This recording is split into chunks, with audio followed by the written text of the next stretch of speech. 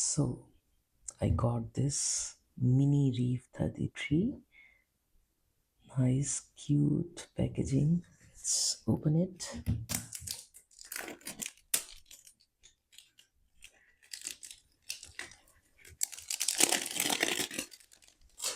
So its logo is here. Reef 33. Let's open it. Oh, cute. Very, very cute little bottle. 15 ml.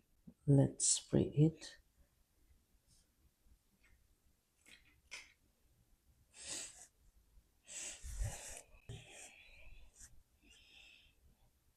I cannot feel any resemblance to Imperial Valley so far.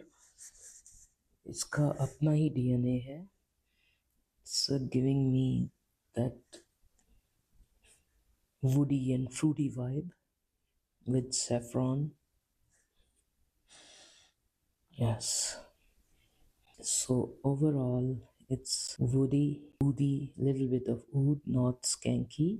Oud words mixed with some fruits. That's what I feel like this is all about. So overall, it's very nice and very unisex. It's kind of a fresher also. I get the fresh feel also from this. Overall, it's worth the hype, I would say. So nice. Thank you.